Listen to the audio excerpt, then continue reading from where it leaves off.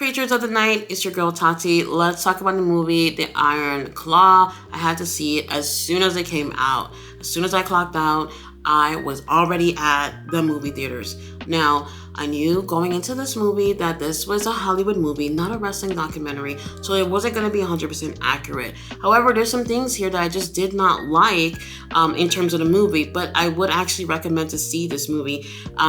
If you do not know anything about the Von Erichs and you're going to see this movie is definitely going to be what I would say you would be misinformed with certain things about the Von Erichs. If you do know their story, then you will pick up what was accurate and what was not. And then you go based on that if that will change your mind on if you like the movie or not. So let's talk about if I like the movie. Did I like the movie? Yes. However, I'm all about the facts when it comes to pro wrestling, and I wanted to see a lot more accuracy. Now, this movie was 2 hours, slightly over 2 hours, and I do believe that it just did not have enough time to really capture the story of the Von Erichs in 2 hours. This movie absolutely should have been a mini-series or maybe like 6 episodes, an hour episode each, where they could really focus on certain things. Now, because they didn't have enough time, they did something that really did not sit well with me. The movie here, the big focus on this movie was familyhood, brotherhood, and that's something that I think everyone's going to really see how tight-knit and close the Von Erich brothers and family was. However, the one thing that bothered me probably the most about this movie was that they absolutely did not mention Chris Von Erich. And I'm just like, what? How could you make a movie about showing how tight-knit this family was and how close the brothers were and completely take out a brother from this movie because you guys didn't have enough time? And not just that, Chavo Guerrero also states that if they had added Chris Von Erich into this movie, that the movie would have had too much tragedy. And I'm just wondering, wait a minute, you guys knew that before you decided to make a movie about this family. And yes, when the movie starts, it says inspired by true events. Sure, but at the end of the day, you're making a movie about a family, an actual family, and decide to take out family members. Now, granted, if somebody was making a movie about me and didn't even involve me in making the movie, which they did not involve Kevin with making this movie, I would just be like flattered and be like, hey, thanks, I hope the movie is great. Now, if I were to watch this movie and see that y'all don't even include one of my brothers into this movie, this would make me feel some type of way, because obviously they all played an important role into Kevin, who's the last remaining Von Erich brother. And for him to watch this and wonder what he felt about not seeing Chris in this movie, I would absolutely feel some type of way about this. Now, moving forward, I just felt like that was a little bit of a damper on the movie. And like I said, if they knew that it's the movie that they were going to do, how are you going to sit here and say that there was just too much tragedy? Imagine this family actually going through all those tragedy. Was it too much for them? Or now you guys are making a movie and it's just too much for you guys to put all the tragedy on something that you guys chose to make a movie on? That's kind of weird. While I did find this movie to be enjoyable, there were some things about this movie that I didn't like, which was the pacing of the movie.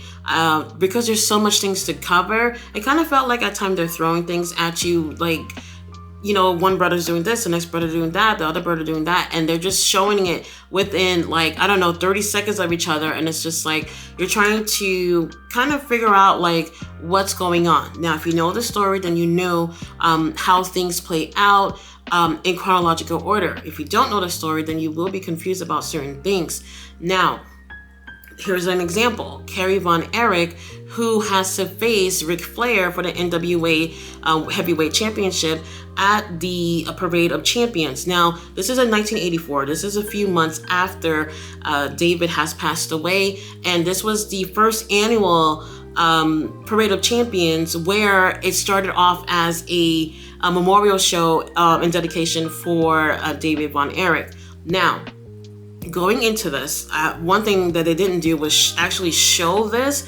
If they really showed this scene, they would have really captured how important the Von Erichs were, not just to wrestling, but to Texas specifically. You had 32,000 plus people in the arena, in the stadium, watching, crying, and all these emotions about, losing David and having Kerry take his place. Because you guys know David was being billed to face Flair a few months even after he had passed away. He was supposed to face Flair and end up getting the NWA Heavyweight Championship, which obviously never happened. Kerry took his place in that memorial show, and they could have really captured how important the Von Erichs were when it came to professional wrestling. They didn't do that, whatever. Now, here comes, after Kerry wins that title, he comes home and he put the title on the table. Kevin comes, and Kevin, kind of seemed a little jealous about it or whatever. Obviously, they're having a little bit of drama when it comes to Kerry and Kevin, when it comes to how Fritz kind of went from Kevin, you're my favorite, to Kerry, you're my favorite type of situation. Now, here is Kerry, obviously emotional about taking the title when this was really supposed to be David's moment to win that title. He is drinking a lot of beer, and then he goes to tell Kevin, I'm going to go for a motorcycle ride. He gets on his motorcycle and he starts driving. Next scene, the very next scene, is Kerry coming out of bed, and he's an amputee. And I am just like, whoa, hold on. The match that he had with Ric Flair was in 1984, and I believe that was in like May, something like that. And then when he actually got into that motorcycle accident, that was actually in June of 86. Now, people who's watching this and don't know the story is going to think that that night that he went and drove that motorcycle, that he got into a car accident and obviously had to forfeit the title or whatever, when in actuality, 2 weeks later in Japan, he had lost the title to Ric Flair. So I'm just like, okay, there's some inaccuracy here. For people who don't know the story, they're going to think that this has just happened another way. So actually 2 years had went by, and the movie does not specify that at all. And I just felt like, okay, the way you guys are moving is really, really fast. It will definitely confuse people. Now, another thing that people were looking for here are other wrestlers in this movie, obviously outside of the Von Erichs. We actually had Ryan Nemeth, who is the Hollywood hunk in AEW. He was Gino Hernandez. When I seen him, I said, holy shit, that's Gino. Like, you could tell that's Gino. There's another actor who was playing Bruiser Brody. When I seen him, I was like, oh, okay, that's Bruiser Brody. But the way he depicted the character, the in-ring style and everything when they're showing him in the match was not Bruiser Brody at all. I was like, that is not my Bruiser Brody. The way that they act as the characters, like, people are looking to see some of these old school wrestlers in this movie, and I don't feel like some of the actors really embodied these characters. Just putting on a beard and some crazy hair to look crazy like Bruiser Brody is not enough. That actor did not embody the character of Bruiser Brody. So for me, that was a little bit of a downer, but that's neither here or there. Now, what was more of a bigger deal, they had an actor playing Harley Race, and he absolutely nailed it to the T. They had someone playing Ric Flair. He had a perfect blonde wig. He had the costumes down pack or whatever, and he had a promo. He was doing one of Ric Flair's promos, and you hear the promo, you know it's Ric Flair. You're looking at the guy, you know it's Ric Flair. However, he does not have the essence of Ric Flair, that Ric Flair charisma, that Ric Flair flair that you hear in these promos. He didn't have it at all. And I'm just like, oh my God, you look the part, but you don't really have it when it comes to Ric Flair. So that was another downer for me. And for me, I'm not looking to see if people look like the characters. I want to see how you act like the characters. And for some of these guys, they just didn't do it for me. But I did enjoy Zac Efron's portrayal of Kevin Von Erich. Now, one thing that kind of bothered me is that Kevin in this movie is really throwing out this curse of the Von Erichs. And I'm just like, I know a lot of people have obviously speculated that this family has been cursed. I personally do not believe they've been cursed. The truth of the matter is that they had made a lot of poor decisions that led up to them committing suicide. And even wrestling. I'm not saying wrestling is a poor decision, but you're getting into wrestling, and if you get injured and hurt, like how Mike got hurt in the ring, and he had to have that shoulder surgery and ended up having toxic shock syndrome, went into a coma, and all that. Obviously, he made that decision to get in the ring and knowing that injuries could happen. And then unfortunately, he ends up committing suicide sometime after, because he's just in a lot of pain. He get into narcotics, he get into all these things. So unfortunately, he did make some decisions after that injury that obviously led to him committing suicide later on. So in my opinion, there's no curse. There absolutely isn't no curse. However, the Kevin character in this movie is really emphasizing how cursed the family is, and even at one point ends up leaving his wife and child because he believes he's going to rub off that curse onto his family. I don't know if that actually happened, but that felt really insane to me. And I'm like, wait, Kevin Von Erich would do something like that? Yeah, only in a movie. So you guys, I took a shitload of notes. Now, you guys know I like to be detailed about things, especially when I cover movies or documentaries. I like to be very detailed with those things. So I pretty much was like watching every scene and just writing everything that I'm seeing. And it's just me literally just talking about what happened in the movie. And really, I think is more important for fans or anybody who wants to watch this movie to just come up with their own opinions on what they think about it. So I'm not going to go into all those details that happen in the movie. Now, one thing, like I said, that bothered me was about the Chris Von Erich not being involved in this movie, which I do believe played a huge role into Carrie committing suicide 2 years after Chris had committed suicide. And unfortunately, they just don't go into details about things like that. They kind of only focused it being on Carrie committing suicide because he's, an amputee and he's not able to have the kind of career that he wanted. He did with the IC title in WWF, but then after that, they kind of fizzled out with things because he's not performing the way they wanted to. Obviously, no one knows that he only has one foot and he's hiding things from, the fans and from the upper ups in WWF during that time. And I get it. So now at that point, they were only featuring him in house shows, and he just knew that it just was going to let him go at some point. But that wasn't just the only focus. Obviously, Chris committing suicide 2 years before that was another big focus in terms of why Carrie did what he did. Now, did they do it accurately in terms of Carrie committing suicide? Yes, he used a gun that he had gave Fritz for, was it Christmas?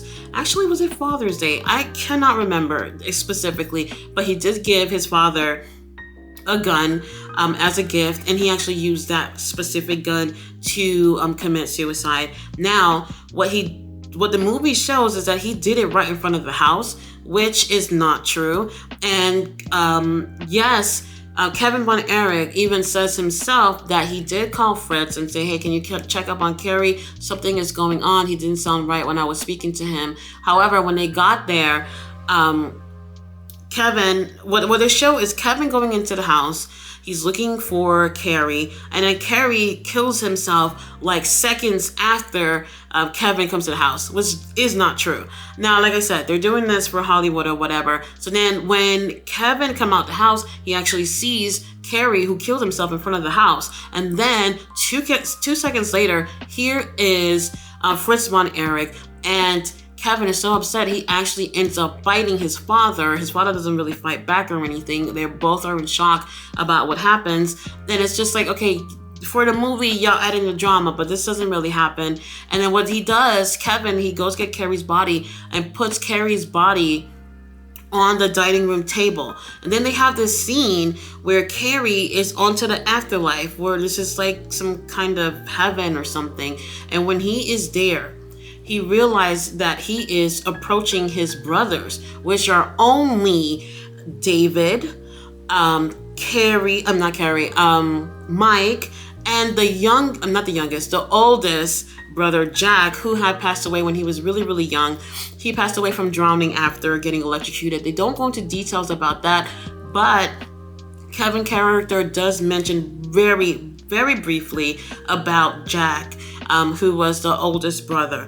Now, to me, if I am Kevin Von Erich watching this movie and to see that Carrie went on to heaven and met up with his brothers and Chris was not there, I would have felt some type of way about that. And, you know, like I said, it's a movie. It is what it is. But let's not forget, this is based off real life people. And Kevin may have mixed feelings about seeing this movie. And just literally, I was just saying, you guys, like I was shaking Kevin Von Erich's hand and I thought about it. I was like, how would Kevin feel about this movie? I don't think that he would be necessarily happy about everything that went down here. Now, guys, you can make your own opinions about what you thought about the movie. But for me, if I were to rate this, you know, out of like 5 stars or whatever, I would definitely give it like 2.5, simply because what they did not include in the movie, I felt like was too important for them to have to leave out. But other than that, if you're not a wrestling fan and you don't know the story, you're gonna just take this movie and be like, man, was a really, really great biopic.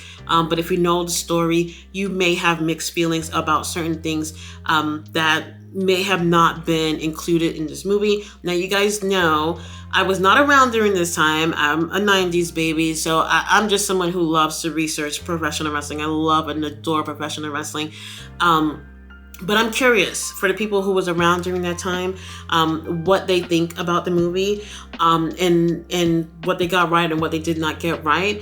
And I'm also curious to hear a review of someone who knows nothing about the Von Erichs and how this movie made them feel and what they thought in terms of ratings. But I do think that the movie definitely has mixed reviews in terms of this movie. This movie, when you look it up, all they keep saying is a heartbreaking, tragic story about the Von Erich family or whatever. And the fact that Chavo would admit that they didn't want to put too much tragedy into this because it would be too much, that's insane. You know, if the movie was 3 hours and y'all included Chris and put little more details in this, then I actually would sit there and watch it for 3 hours. Now, MJF is an executive producer in this movie. He was in this movie for like 8 seconds, and that was it. And he had a blonde wig, so if you didn't even notice him in the movie, then you wouldn't have noticed because of the wig, you know.